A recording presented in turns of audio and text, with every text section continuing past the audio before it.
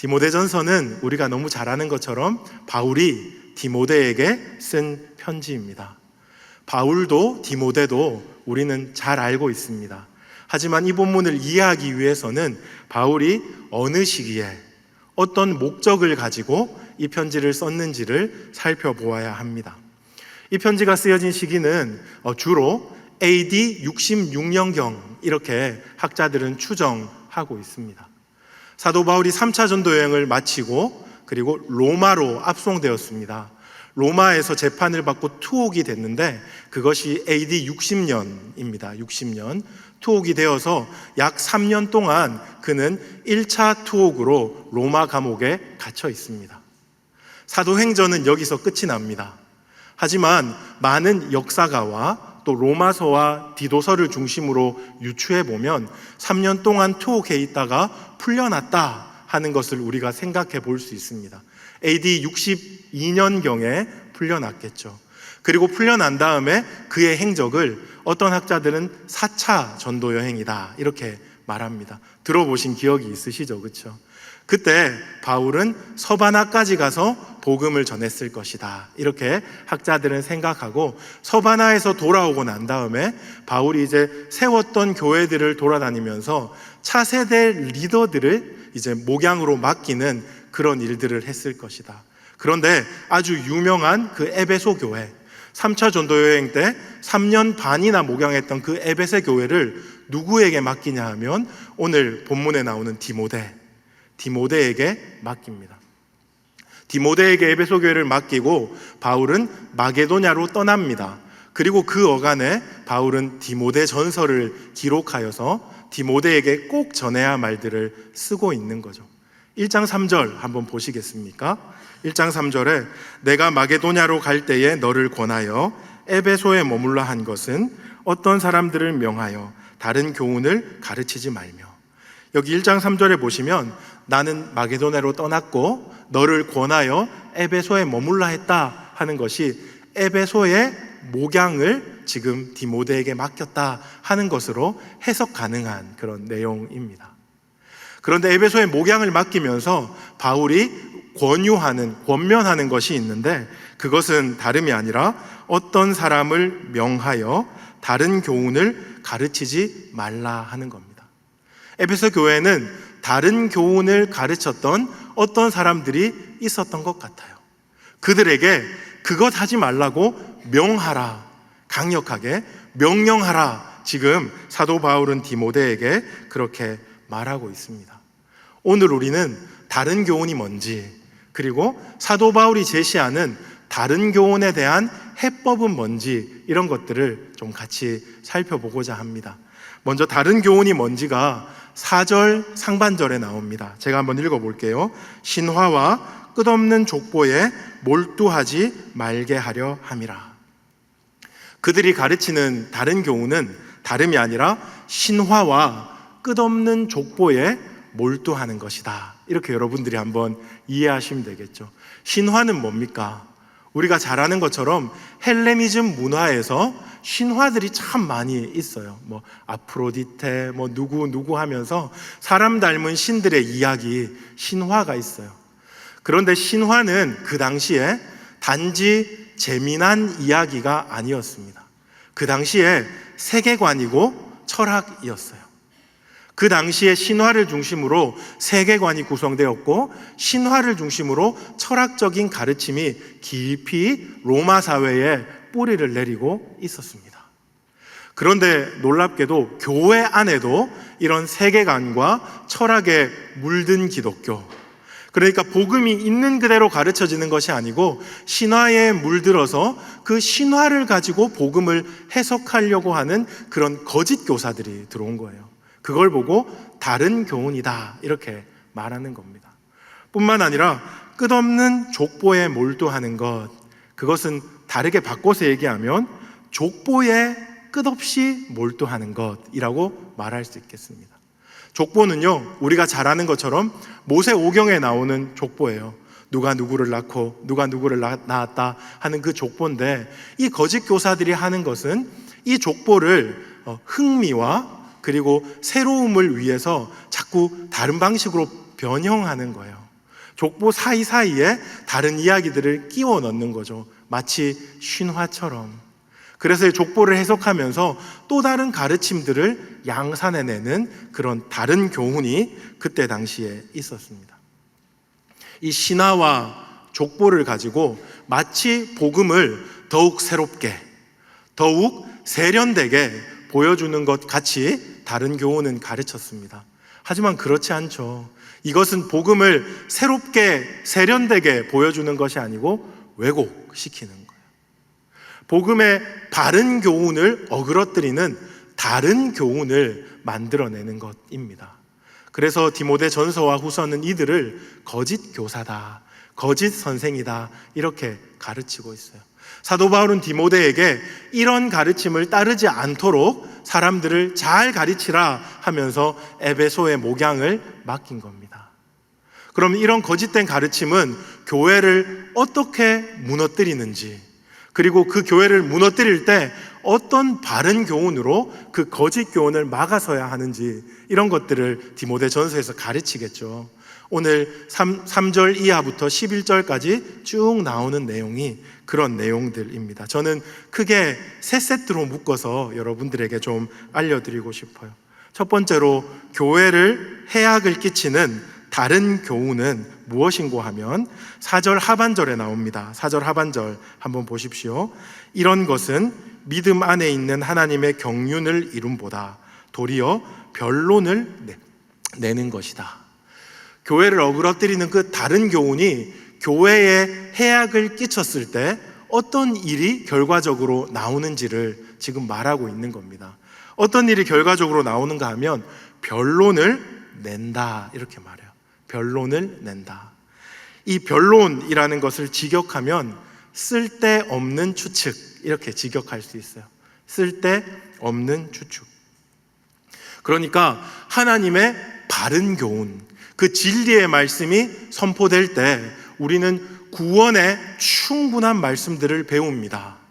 하지만 쓸데없는 추측들, 그 신화와 끝없는 족보에 몰두할 때 쓸데없는 추측들이 진리를 혼탁하게 만드는 거죠. 우리는 호기심이란 말로 성경의 핵심적인 가르침 말고 성경에 기록되어 있지 않은 행간을 자꾸 읽으려고 해요. 이 사이에 무슨 일이 있었나? 이 사이에는 또 어떤 것이 있었나 하고 추측하면서 성경을 자꾸 읽으려고 해요. 그 추측이 잘못된 것이 아닙니다. 우리는 상상력을 발휘해서 성경을 읽을 수 있어요. 하지만 중요한 것은 그 추측만 하면 안 된다는 거예요. 바른 진리가 뭔지, 성경에서 정말 핵심적으로 가르치려고 하는 복음의 진리가 뭔지를 분명히 알아야 하는데 이런 것들은 잘 모르고 그냥 덮어놓고 안다라고 생각하고, 어릴 때부터 많이 들었으니까 나는 이미 알고 있어 라고 스스로 확신하고 복음을 궁구하고 복음을 연구하고 하나님의 진리의 말씀을 추구하는 것이 아니라 그냥 격가지로 있는 쓸모없는 것들을 추측하는 자리에 놓일 수 있다 하는 겁니다. 지금 에베소 교회가 그런 함정에 빠져버렸어요. 그랬더니 진리는 사라지고 진리는 온데간데 없고 그 추측들만 난무하면서 거짓 선생들이 그렇게 그 추측들을 가르치면서 사람들을 혼탁하게 만드는 겁니다. 이런 추측들이 가르쳐지니까 또 어떤 어려움이 생겼냐 하면 변론이란 말 속에는 다툼이란 뜻도 들어있거든요. 그러니까 우리는 이것을 안다, 우리는 저것을 안다 하면서 서로 아는 것과 모르는 것을 비교하면서 교회가 깨어지는 거예요. 쪼개지는 거예요. 우리는 이런 것들을 아니까 우리는 특별하다, 우리는 여기까지 공부했으니까 우리는 탁월하다 하면서 복음은 모든 사람들을 위한 것인데, 진리는 보편적인 것인데 특수하고 특별한 가르침들을 양산해내면서 교회를 쪼개는 그런 변론과 다툼이 생기게 되었습니다. 복음은 그런 것이 아니죠. 복음은 하나 되게 하는 겁니다. 그들은 잘못된 가르침으로 진리를 가리고 쪼개었지만 사도 바울은 복음으로 하나 되게 하는 가르침을 가르치는 거예요. 그가 전하는 바른 교훈은 무엇인가? 다시 4절 하반절 한번 보십시오. 이런 것은 믿음 안에 있는 하나님의 경륜을 이룬보다 라고 말해요. 사실 믿음 안에 있는 하나님의 경륜을 이루는 것이 바른 교훈, 진짜 교훈, 참된 교훈이 하고자 하는 겁니다. 참된 교훈이 딱 가르쳐질 때 믿음 안에서 하나님의 경륜이 이루어진다 이렇게 말해요. 이거 다 한글인데 하나님의 경륜이 뭔지 여러분들이 잘 이해가 안 되죠. 설명하려면 복잡한데요, 제가 간단하게 말씀드리면 하나님의 경륜이라는 것은 하나님의 뜻과 하나님의 계획, 그리고 또 그 계획을 지혜롭게 이루어 가시는 방식, 이것을 다 포함해서 하나님의 경륜이라고 해요. 그러니까 하나님의 바른 교훈, 복음이 선포되면 하나님의 뜻이 무엇인지를 바르게 알게 되고, 이 뜻을 이루어 가시는 하나님의 지혜로운 방식이 무엇인지 알게 된다는 거예요. 그리고 믿음 안에서 이 일들을 이루어내게 된다, 이렇게 사도 바울은 말하는 겁니다. 변론이 아니라, 쪼개지는 것이 아니고, 자기의 지식을 자랑하면서 분열시키는 것이 아니고, 교회를 향한 하나님의 뜻과 그 뜻을 이루어 가시는 지혜로운 방법을 깨달아 알아 믿음 안에서 성도들이 그것을 이루어내게 된다, 이렇게 말하는 거죠. 이것이 첫 번째로 다른 교훈과 바른 교훈, 사도 바울이 우리에게 소개하는 겁니다. 그런가 하면 두 번째로요, 두 번째는 5절과 6절에 기록되어 있습니다. 5절과 6절 제가 한 번 더 읽겠습니다. 이 교훈의 목적은 청결한 마음과 선한 양심과 거짓이 없는 믿음에서 나오는 사랑이거늘 사람들이 이에서 벗어나 헛된 말에 빠졌다, 이렇게 5절과 6절에 기록되고 있습니다. 다른 교훈을 전하니까 어떤 일이 일어났냐? 6절에 사람들이 이에서 벗어나 헛된 말에 빠졌다, 이런 결과, 다른 교훈이 교회에 끼치는 두 번째 해악이에요. 여기서 이에서 벗어나 할 때 이에서는 5절 마지막에 있는 사랑을 받겠죠. 사람들이 사랑에서 벗어나서 헛된 말에 빠져버렸다, 이렇게 말해요. 여기서 우리가 주목해 보아야 할 단어는 벗어나라는 거예요.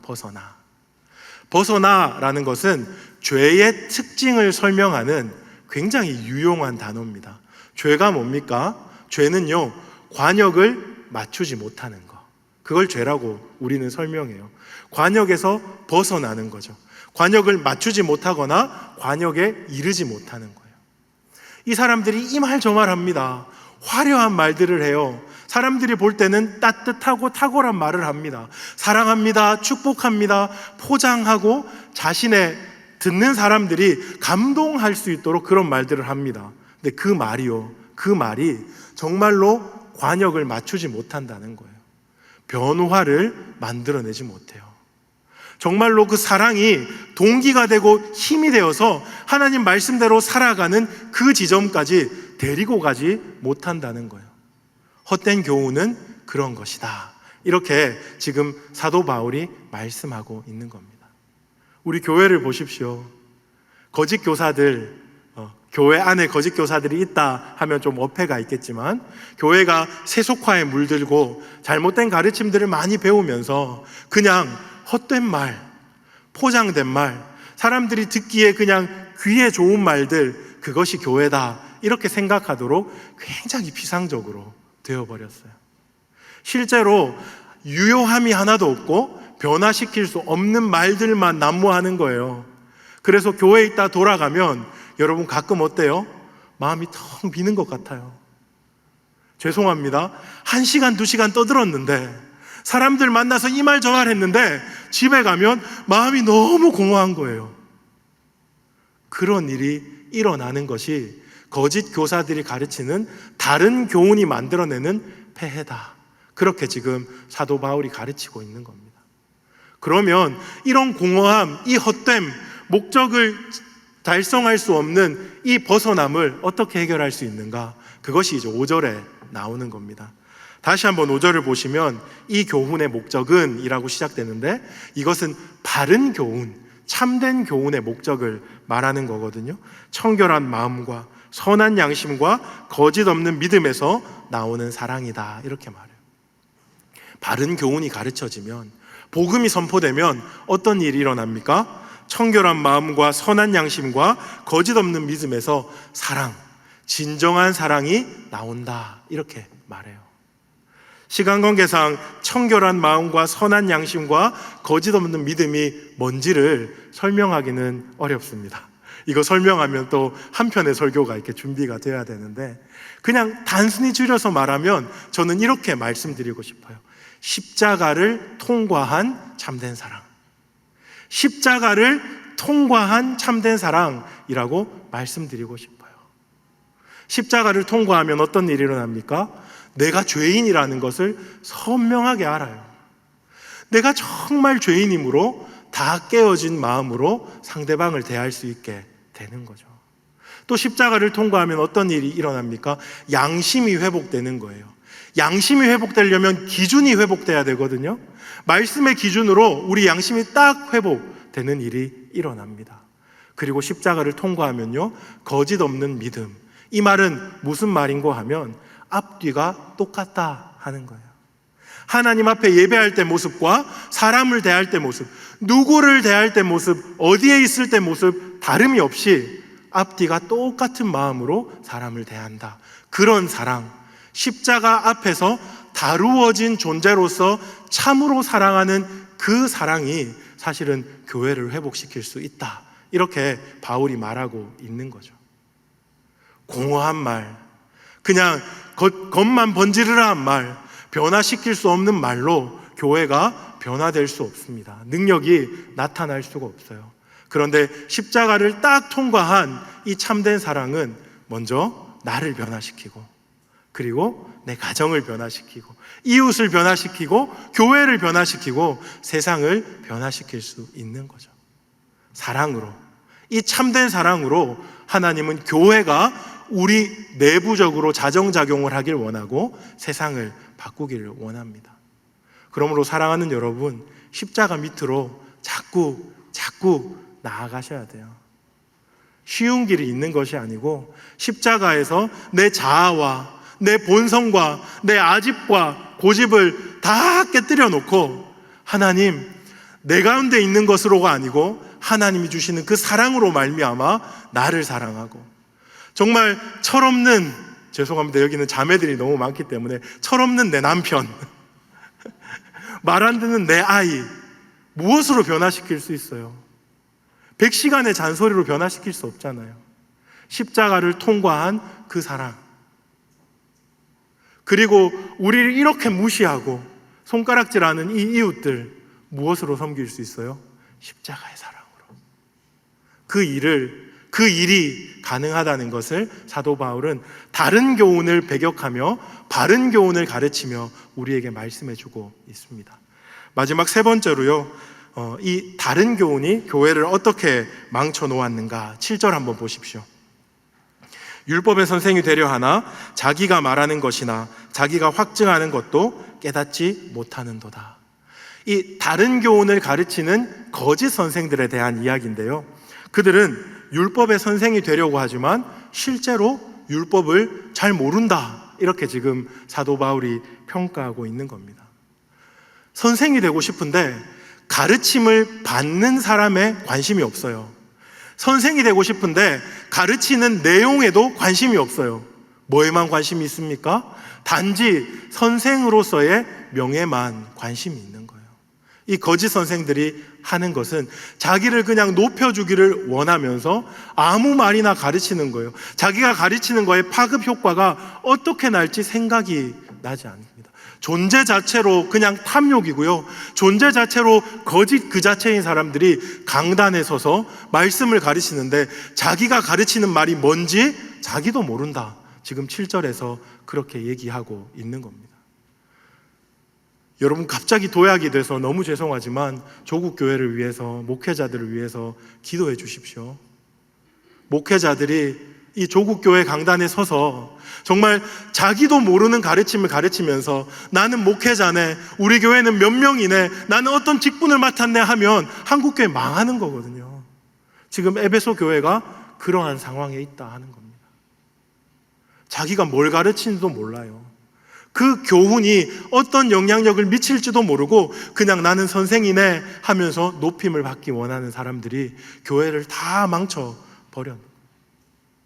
근데 지금 사도 바울은 무엇을 말씀하냐 하면 그들이 가르치는 그 잘못된 가르침, 그것으로 율법을 해석하면 큰일 난다 하는 이야기를 해요. 8절 한번 보십시오.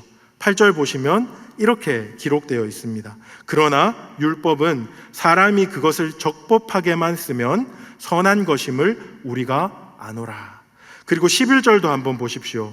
이 교훈은 내게 맡기신 바 복되신 하나님의 영광의 복음을 따름이라. 오늘 담임 목사님의 특강이 준비되어 있기 때문에 제가 계속 시간 관계상 이야기를 드려서 너무 죄송합니다. 뒷부분을 제가 좀 압축하고 요약해서 한번 설명드릴게요. 율법은 복음으로 데리고 가는 아주 좋은 기능을 가지고 있어요. 율법은 사람들을 정죄에 굴러떨어지게 만들어요. 정죄에 굴러떨어지게 만들어요.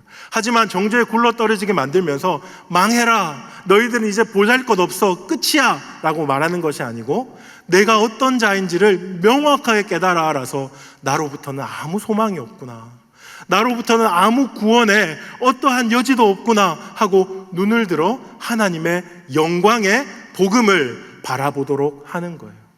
그래서 이 거짓 교사들이 율법을 잘못 가르치니까 결국에는 복음이 드러나지 않는 그런 사태가 발생했다, 이렇게 평가하는 겁니다.